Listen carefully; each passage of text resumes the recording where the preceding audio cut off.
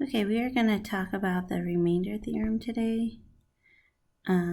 So we are looking at these, we're in Unit 4, we're just looking at using synthetic division. So we literally talked about using synthetic division. I talked about how that synthetic division has a lot of uses that are different than what we see with long division, but both of them have purpose, and some things you can only do long division on. So we're going to look at using synthetic division for what's called the remainder theorem. So what we have found is that as we are, when we're looking at these, at a polynomial, if I can figure out, so if I'm trying to plug in a number for x, that quality or quantity that I get when I plug that in is going to be the same as if I do synthetic division with it. So let me show you what I mean. If I plug in 6 here, because f of 6 means take the function f and put in 6. So I'm going to put 6 in for x. I can do it this way with substitution. And again, you'd have to make sure you do order of operations. You'd have to take 6 to the 4th power, and you'll get 1296. So 2 times 1296 minus 5 times 36 plus 48 minus 7. And then 2,592, and I take 2 times that, minus 180 plus 48 minus 7. And then I can take and find that total, 2,592 minus 180 plus 48 minus 7, and I get 2,453, which is fine, and that's one way to do it. But we can find that synthetic division can be pretty easy. The thing is with the synthetic division is that I have to remember I have every x power. So I have x to the 4th. I do not have an x to the 3rd. So I'm going to add in an x to the 3rd power, because then I have 4, 3, 2, 1, and this would be 0. So I have x to every power from the highest to 0. So then my numbers that I'm going to put here across the top are 2, 0, negative 5, 8, negative 7. And here I'm going to put 6. And notice I didn't change the signs on this, so that's a little bit different than what we saw when we were dividing. Otherwise, it's kind of the same thing. So I bring down my 2. 6 times 2 is 12. 0 plus 12 is 12. 6 times 12 is 72.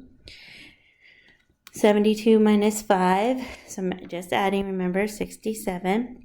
67 times 6 is 402.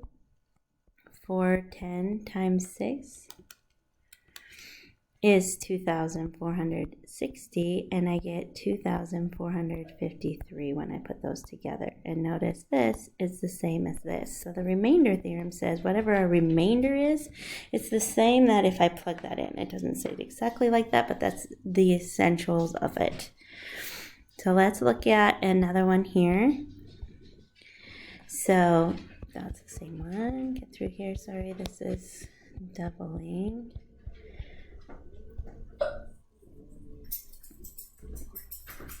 All right, so I have x to the 3rd, and so since I have my highest power is 3, I need an x to the 3rd, x squared, x to the 1. I don't have an x to the 1, so I'm going to have to put that in. That is essential, otherwise it won't come out right.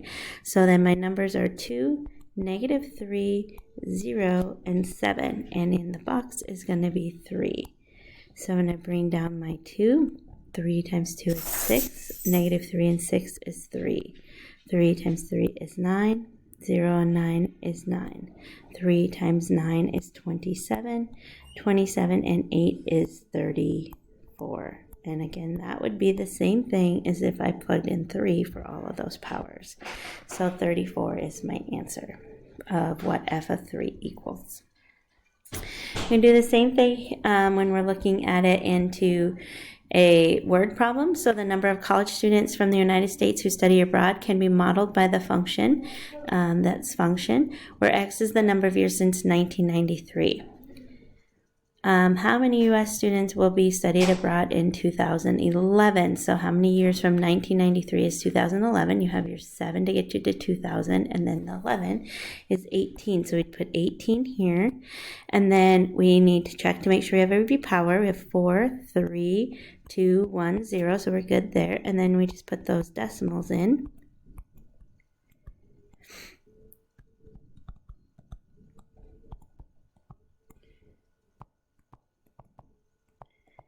Right, and you're going to bring down your 0.02, and then 0.02 times 18 is 0.36,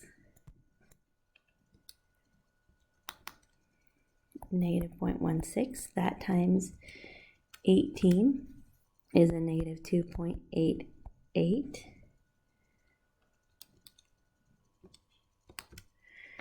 So 1.15,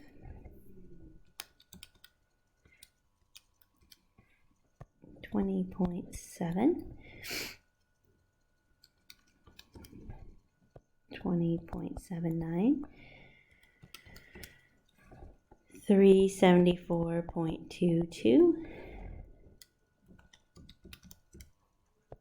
451.76, and that would be our total of number of college students who study abroad in 2011 in the thousands, 451,760. All right, so that is the remainder theorem. If you have any questions, let me know.